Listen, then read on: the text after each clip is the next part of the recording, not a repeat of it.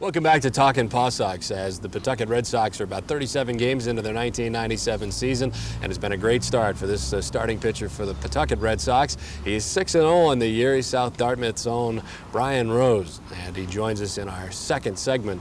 Brian, it has been a tremendous beginning for you. I guess from AA to AAA is always a change, but it's an adjustment that you've made pretty easily so far, it seems. Yeah, we just got to take it day by day and stay in focus and make sure that we go out and we get our work in, because I mean that's what we're all here in minor league for, is to work on something or other. So just got to be patient and hopefully get a championship here in Pawtucket. Have you seen a big difference between the AA hitters and the AAA hitters? It seems that maybe some mistakes that some pitchers make at AA, they're not able to make at AAA.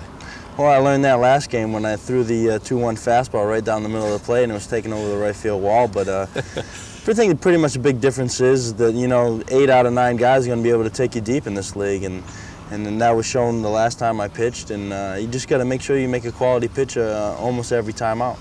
I talked about the fact that you are from South Dartmouth. You're now pitching probably as closely to home as you had in your professional career. In Trenton last year, somewhat local, but not too far away. Here, you're very close. Has it been different for you to have your friends, family, and whatnot here? Has there been any added pressure? Well, I mean, I've always enjoyed pitching around New England area, especially when we played in Connecticut last year. I had about 20 to 30 people come and watch me pitch there. And now, being only half an hour away from home, I mean, it's very exciting for me. I'm sure it is for everybody else that comes and watches me pitch here at McCoy Stadium. I kind of thrive on this kind of stuff, so I mean, I look forward to going out and pitching in front of, you know, maybe 100 of my closest friends. I noticed also you pitch in the short sleeves, and I guess you're a guy who's certainly adapted to the area. Most of the kids that come up through high school and play baseball in this area are used to playing in cold weather. I guess you are as well.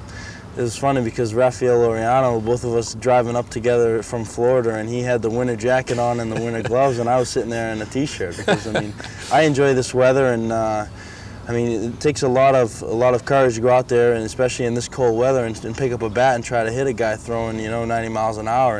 And I'm sure it's the same thing, knowing the fact that we have to go out there and we have to throw 100 pitches, and it's 30 degrees out. I mean, you tend to get a little sore. I think it's easier as a pitcher to throw in the cold weather than it is a hitter at this time of the year? I imagine so, because, you know, pitching 15 to 20 pitches an inning, it kind of gives a little chance to warm up rather than just sitting on the bench for 9 batters and getting a chance to hit once every, like I said, 9 batters. So I think we got a little advantage, but it's going to be interesting to see what's going to happen this summer when we all heat up.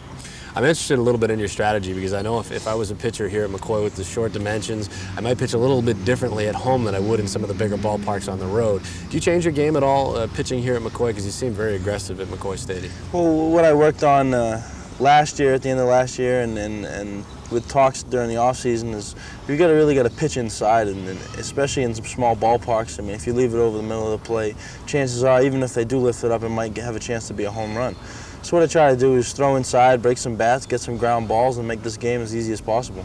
It seems if you're going to get to the next level, a lot of the big league pitchers are saying you got to be able to establish that inside portion as yours as well. Yeah, that's one thing that Walt, McKeel, and I, the catcher that I've been thrown to pretty much all season and last season too, is that we can establish the fact that we're not afraid to pitch inside, and that, you know, we're going to pretty much control both sides of the plate throughout the course of the game. And I guess working with a catcher like Walt McKeel, a guy that you're used to, you know what he expects, you get into a rhythm of calling a game as well. It's been very fortunate of us this year that we've been on the same page almost all season long. Whether it's time to throw a breaking ball or time to throw a fastball, it seems like we're always clicking and we always know what we're throwing. And I mean, it's good to know that there's someone back there behind that is thinking in the same way that I am. I know you thrive on pressure a great deal, but so far, you know, as I mentioned, you've pitched in different destinations away from New England, but it seems when there's a prospect inside the Boston Red Sox organization, you hear about him all the time, and you're certainly a name you hear about quite a bit now. I'm sure you can hear your name in different instances and different shows and whatnot in the local area. How much added pressure is on you, and how much do you listen to that other pressure? Well, we've been prospects from day one. Both Carl and I have been thought of to be, you know, the first year of the 5-year plan from Dan Duquette's point of view. So ever since day one, we've been pretty much, we have to go out and we have to do our job and we have to be successful. So as long as we keep doing that, we should have no problems, and hopefully one day we'll make it to the major leagues. 6-0 so far at this time of the taping. It's been a great start for you. Has there been a part where you said, boy, I'm really surprised that I'm doing this well, or did you expect to be doing this well at this stage of your career? Well, I've been having a lot of help, especially in the bullpen and my defense behind me, and also, I mean, offense when I need it, especially with Trot Nixon hitting the home runs the past couple of times I pitch. He's really been helping me out, and if it wasn't for those guys, I probably wouldn't be exactly where I am right now. I mean, I could be just as simple as, you know, as 0-0 with no decision if it wasn't for any offense. So, I mean, I'm very fortunate enough to be getting the help that I'm getting, and hopefully it'll continue throughout the course of the season. And lastly, you mentioned Carl Pavano, a guy that you come up with through the system. I know you guys are close friends. Do you work off each other? Is there kind of a competitive nature? You want to do as well as the other guy did the night before? Well, it's always been like that for the past 2 years now. If one guy goes out and throws 7 innings, the next guy wants to go out and throw 8 innings. It's just the same thing. It keeps us striving towards our goal, and that's to make it to the major leagues together. I mean, that's always been our goal from day one in Fort Myers when I met him. That, you know, hey, we want to make it to the major leagues, and we want to do it together because, you know, we're close buddies, and we've always had good times together, and we're hoping that there's going to be many more in the future.